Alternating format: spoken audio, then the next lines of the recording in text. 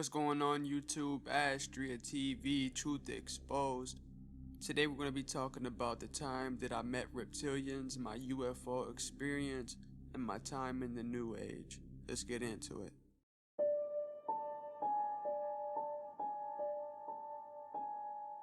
I feel like everybody who gets on their spiritual journey starts with like the third eye, starts with like the chakras, starts with meditation. That's how I started. I was about 15, 16 years old. I started researching the third eye. I started coming across occult books. And then I started coming across New Age videos. I would read New Age style books. And I would do research. It led me down a path to where I looked at the Freemasons as people who had wisdom, people who had knowledge, people who were people to look up to, basically. And that led me down the path of the New Age stuff. Ever since I was young, I used to draw Egyptian symbols, and I never knew they was Egyptian symbols until I got older, and then I realized. So what I would do is I would start meditating, and I would meditate with symbols. I was meditating with the symbol, it's called the third eye symbol, or the pineal gland, the eye of Horus. I was meditating with that symbol, so I was staring at the symbol, and I would close my eyes and visualize the symbol. The symbol ended up turning into this large toad, and this toad unraveled its tongue, and when it did, its tongue was holding a scroll. The scroll opened up, and inside the scroll was hieroglyphics, and was the same kind of markings that I used to draw when I was young. Of course, I couldn't understand what it said, but I'm pretty sure my subconscious, my soul, my higher self knew exactly what it said. And then later on, I realized it was an invitation. Now let me tell you what happened before the meditation. I was walking the trail, which I do often to go out into nature. So I was walking the trail, and I came across the toad. It was just sitting on the trail. It's common, but it was a toad. Fast forward a few hours later, I'm in my backyard smoking a cigarette. The cat walks out. I see the cat stalking something. All of a sudden, this toad jumps onto my sandal on my foot. I saved it from the cat. I scooped it up, took it away, allowed it to escape. I saved its life. The next day is when I went and I meditated, and I seen the toad with the scroll. So that night, I went to sleep. And this is when the experience happened. When I fell asleep, all of a sudden, I was on. Only thing I can describe is a UFO. In front of me was an hourglass-shaped metallic table, and then around the table was like the old bar stool seats for like the old vans. These drawings that you see on screen, I drew these on my computer to show you exactly what I seen. And in front of me was people that were strapped into these seats. And to my left was this white guy, and he said, "You might want to buckle in." And as soon as he said that, this UFO took off.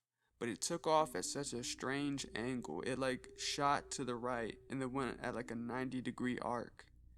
It was very strange. The takeoff made me fall forward, and I gripped that metallic table, and my elbow happened to bump this guy that was talking to me. I'm not sure what happened, but I think from my arm touching his, I picked up on his last memories. All of a sudden, I was in this house with this man and this woman. I was locked in this room. All I knew is it was trouble. I was trying to escape. And it was like a flash, and then next thing I know, I'm running through the woods, and I see a waterfall, and that's the last thing I see. And when I reach the waterfall, all of a sudden, this is where the reptilians come in. I somehow appear in front of this altar. My back is facing the altar. Here's a picture of what I seen when I turned around. It was a stone altar built into like bushes, into these shrubs. And in the middle of the stone altar was like the stained colored glass from like churches. And there was a sacred geometry symbol in the middle of the altar. There was a few steps that led down to like gray bricks, a gray brick road that seemed to go forever to the left and the right. When I walked down the steps and I looked to the right, I seen, here's a representation of what I seen. It was a deformed humanoid reptilian. It was like the only one that I had seen that looked like that. I didn't see any other that looked like this. He was the only humanoid one, and he was deformed. His shoulder came out of the side of his head. It was obviously a deformity. This creature did not want anything to do with me. By the time I came through that altar, he was already so far gone that I could only see the back of him. I believe he's the one that let me into the altar. So I turn and I start walking down this gray brick road that has moss growing in between the bricks on the ground. And I notice these large stone cases that have glass on the front panel. I looked inside and each one of them had a toad the size of a building. They were like at least 100 feet tall. These toads were all wearing crowns and they stood inside of these glass boxes as if they was meditating. And I don't know if they was communicating telepathic, I can't remember what was going on, but I remember interacting with them, but they never really said anything. So it must have been a different form of communication. But that's the contact that I had with them. It was very strange. I saw a toad on the trail. I rescue a toad from the cat, see the toad in my vision while meditating, and then I was taken from the UFO to this place where I was allowed to come in through the altar and see these deities, these toad god deities that was wearing crowns.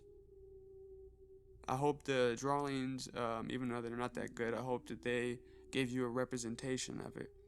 To wrap the story up, the guy that I end up bumping shoulders with and I saw his last memories, funny enough, I was searching up murders in national parks and murders in parks, and I ended up finding a case of a guy that was killed in the area because I was able to find the area from seeing the waterfall and remembering what it looked like.